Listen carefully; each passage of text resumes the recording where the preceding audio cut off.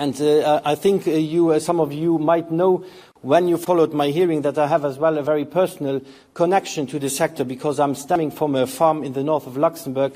And also my brother took over this farm, so it is something that is very close to my heart, and I'm very dedicated to make a future living for our EU agriculture sector. And for me, there is no better way to start my second week than here with you at the biggest event for agriculture and food in town, but also in Europe, I would say, and discussing with you what are the key elements of the future of our agriculture and food policy, a future that I want to shape in dialogue with all who have something at stake here. And I think that came out very clearly as well by the introduction of our President Ursula von der Leyen, that we need to go to dialogue, and that we should stay away from a polarization that we might have had too strongly in the past. So I think we have today here players in the room, farmers and farmers from different ages. I think that is very important as well, but as well from different sectors. We have industry leaders here, we have consumers organizations here, NGOs, citizens, also experts and policymakers. So I think we have a good round to have as well a lot of input for a shared vision for the future of agriculture and food. And now I believe it is the moment to listen, to innovate and build policies that continue to uplift farmers and rural communities. And here I believe that everybody here in the room has a very important role to play. And I want to thank also President von der Leyen for her kind words on the continuous commitment to European agriculture, and that there is a recognition that really agriculture and food production is a very strategic sector for the European economy overall. And EIB President Nadia Calviño, I would like to thank you again for your inspiring speech and also for the commitments that you give to the agriculture sector. I think it is very important that we leverage as well funding and investment in the agriculture sector, because I named it as well during my hearing. We have an enormous investment gap, and this investment gap is as well hampering the innovation that is so much needed to be competitive, but as well to achieve our climate and environmental goals. So, ladies and gentlemen, President von der Leyen just acknowledged the crucial role of farming in rural areas in Europe's economy. And they shape our culture and anchor our strategic autonomy. And it is important to underline the sector's contribution to food security and environmental stewardship across our regions. And challenges are, of course, mounting. We have geopolitical tensions, we have climate change, economic hurdles, but the European farming proves its resilience time after time, and this, I think, deserves as well the necessary recognition. And therefore, I believe it is about time that we develop together a vision for the future of agriculture and food. Farming faces structural challenges that demand attention. Sharp decline in farms is a real challenge. An aging farming population, economic gaps within and with other sectors in the economy, and pressures make farming a risky and very stressful occupation. And at the same time, where there are challenges, I believe there are also all the time opportunities. And this is why we need a clear vision for a competitive, resilient and sustainable agriculture sector to halt or reverse challenges and unlock the sector's potential to seize the opportunities that the future will bring. And the vision will be a roadmap for the path ahead and the direction we should strive for. And it will cover a broad set of strategic issues for agriculture and food and for the farming community. The socio-economic situation of farmers, making farming occupation attractive again, making value chains fairer, enhancing resilience of farmers, incentives for sustainable farming practices, and identifying paths for alternative income generation, managing and reducing administrative burden. This is something a lot of farmers and actors are complaining about. Stimulating knowledge, innovation and investment, stimulating bioeconomy and circularity, and there as well we need as well the appropriate funding and the investment.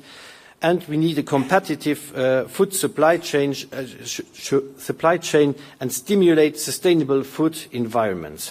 And all these aspects need to be addressed to pave the way to generational renewal, because we need young farmers, and I'm happy that so many of them are present with us today. We have to start from a very simple question. What does a young farmer need today and in 2040 to enter, stay or thrive in this profession? Without creating the right conditions, we risk losing next generations in agriculture. And I want to make generational renewal a central tenet for the way ahead. It has never been more critical than it is today, because we barely have 12% of our EU farming community that is below the age of 40, with an average of 57 years, and in that we only have 3% of women. I think that is very important that we overcome these demographic challenges that I just mentioned. So what does a young farmer or a new farmer need in the future? I believe sufficient income to live off and invest in the future would be a first condition we have to thrive for. Secondly, essential resources. A farmer will need fertile soil and access to land and capital to be able to produce and to invest.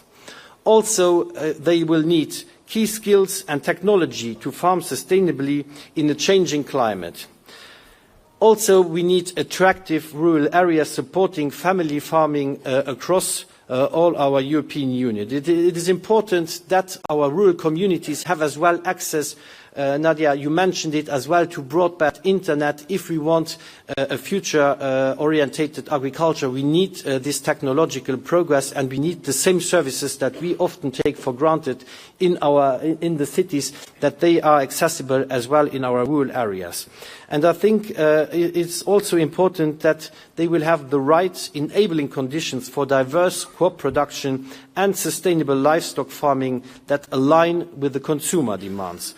And also, I think it is really very important that consumer recognition of what it takes to farm, but also the fair compensation for high quality, safe European products produced with care of resources. We need to promote this better, and we need to make it known to our consumers what are the constraints and the efforts that our farming community is already doing, because this positive image of our EU agriculture production and our food production is very important to promote, and consumers need to be aware what they are paying for and what they really want on their plates. And if we get this right and put the right conditions in place, farming will hopefully again be an attractive economic sector, and I think this is something we definitely have to thrive for together. And this cannot be achieved through top-down mandates, and I think it's very important that we develop a shared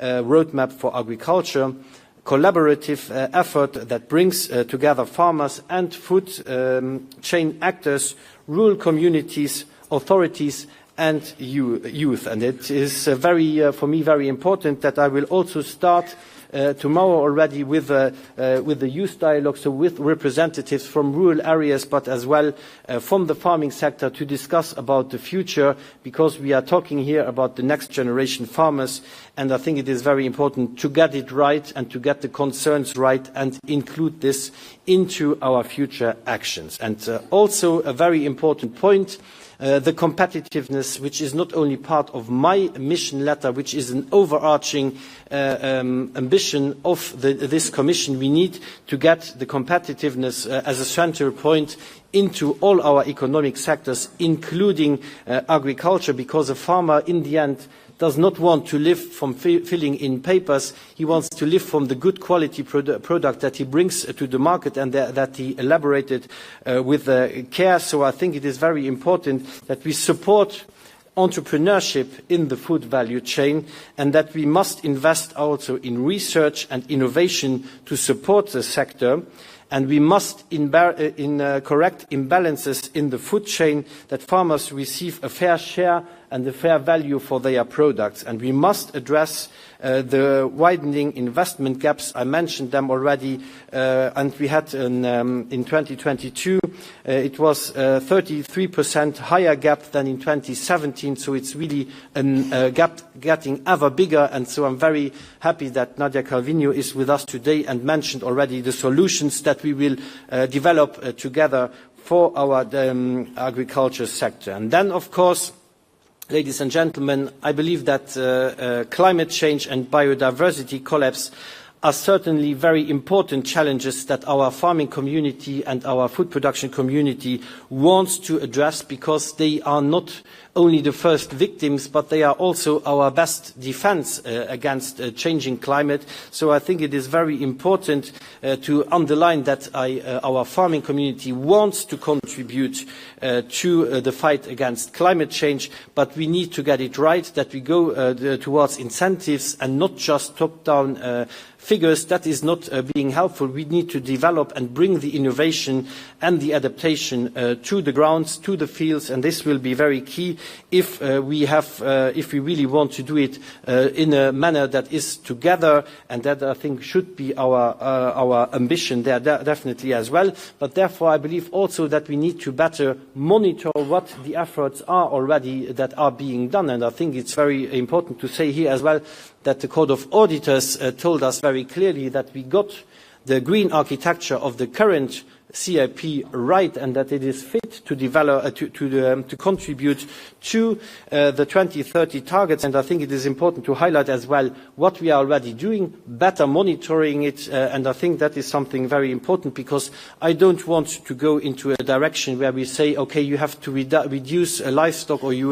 have to reduce certain productions. I think that is not the way forward. We have to give the right tools to adapt and to deploy as well the innovation that is needed to fulfill our targets and get things right without cutting the production.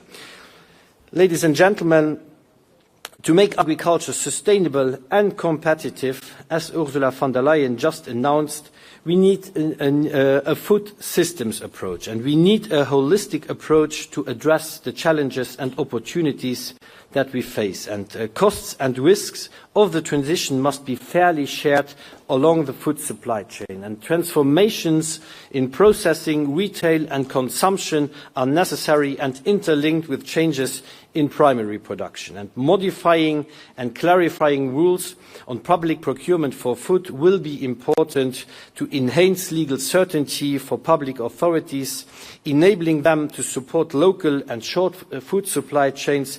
And therefore also, I think, a key word that has been addressed all over the past days as well in Council is simplification. And I think it is about time to stop talking over simplification. We must now do it. And I think the Commission already did a huge effort in this spring package with reducing administrative burden. For example, farms under 10 hectares are exempted from controls and penalties related to the compliance with conditionality requirements. But I think that can be done even more. And that is something where I will look very closely over the next weeks to be able eventually to come forward already in 2025 with a simplification package building on what has been done. And that is something that the ministers yesterday in the Council welcomed very much as well. So I think it will be important to give already a certain relief before the bigger reform that we are doing for 2027. And I think another big point that was stemming from the strategic dialogue report, but it has been mentioned by Ursula von der Leyen as well, is that we need fairness for farmers in our food chain, and therefore it is very important that we will deliver on a reform of the Common Market Organisation, which is strengthening the position of our farmers and enhancing their bargaining position towards retailers, towards other actors in the food supply chains. We need to do this, and we know that in certain member states it works well, in others it doesn't work so well, so we need really to address this, to encourage and promote the the regroupment of farmers in producer organization to be better set in this, and secondly as well, the Unfair Trading Practices Directive, also mentioned by our President, needs to be, that we need to have a clarification, because in the cross-border application we see that there are certain points not working well, and we need to clarify who is in charge and who is responsible to avoid situations where there will be conflicts between the different actors in the value chain. And then a very important point to mention, we are as well not living on an island here in the European Union. We are dependent and as well on the exchange with third countries, and that is something we need to frame and to accompany very diligently, I would say. And because we are, of course, importing goods, we are importing soy for our milk production, for etc., but we have as well a lot of export goods. So we had in 2023 an export overall of agriculture goods worth 230 billion euros. And this means a 70 billion surplus of exports. And this is, of course, very important, because it grants a good income to our farming and food producing community, but also we must enforce as well the level playing field when it comes to international trade. We are dependent on imports, we are dependent on exports, but all needs to be done in commonly agreed rules, and we need more reciprocity, and I think we have already delivered in the past. One example that was a lot on the press these last weeks was, of course, the deforestation regulation, where I was still in charge in the European Parliament, but this brings a level playing field. We have very strict rules when it comes in the European Union to deforestation, but in other parts of the world it is not the case, and I think we need to be clear. Those rules applicable in the European Union should as well be respected for goods that are coming in. There are several goods, meat, soy, etc., that are in the scope of this regulation, so it is very important that we do this. We do it as well on other parts. We have restricted now imports that are treated with neonicotinoids like clothianidin or thiamethoxam, and it is very important that we go more into that direction, that we have this reciprocity, but of course we need to do this as well in the frame of the international organizations as well, like the WTO. And I think all eyes are now on the future of the CAP.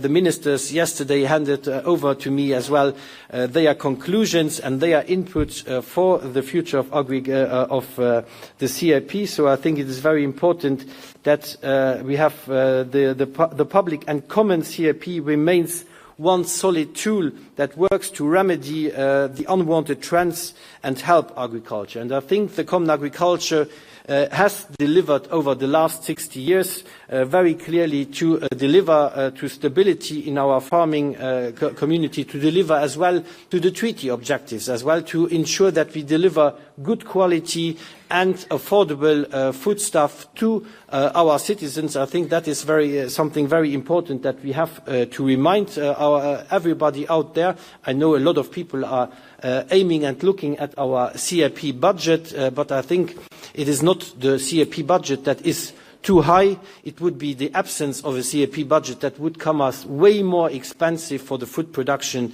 in the European Union, and the absence would also create a very dangerous dependency. So I think it is very important that we work together on a common agriculture policy that delivers on the treaty objectives, but that is as well mindful of our limited resources when it comes to climate and environment, soil protection, etc. So those need to be at the heart. I also want to have it future orientated, that we create a certain stability and predictability, because nobody wants to invest in something that might be changing drastically every 7 years according to the MFF. So I think we need to work on a CAP reform that is working on an evolution rather than a revolution, to maintain those elements that work well, that deliver on the objectives, and fix those where it can be fixed and where it can be enhanced. So this would be my very, very important recommendation to all the actors. I will also be discussing this with, and it has been announced by President von der Leyen, we have launched now the call for applications for the new board on agriculture and food, so all the recognized organizations can now apply until the 8th of January, and hopefully we will get there a very good round around that table to discuss as well future orientations of our CAP. I will be chairing this European Board on Agriculture and Food, and I think it is very important that we maintain this positive dialogue approach, that we get all the actors around the table, and that we have as well common solutions that we will be presenting and giving to the co-legislators. This will be very important that we have this high-level input. And I am not, when I started my mandate, some people came to me and said, well, my condolences for taking up this new role as European Commissioner for Agriculture and Food. It is not an easy part. I would definitely agree on that. But it is something where really my heart goes with it, and I want to create a better future for our future generation of farmers. I want to create a better environment for our children and for the next generation. And this goes only if all the actors go together. We want to deliver healthy food to our next generation, a healthy environment to our next generation, and even a next generation that produces those high quality foodstuff in the European Union, and I mean by that all the actors around the value chain. And therefore I'm very glad that you joined so numerous today in this room, and as well in the listening room and over the digital way, to discuss those way forward. And I'm looking forward to very positive and constructive exchanges, and therefore I believe that we have a common and a good future, and it's on our shoulders now to create the right environment for that. Thank you.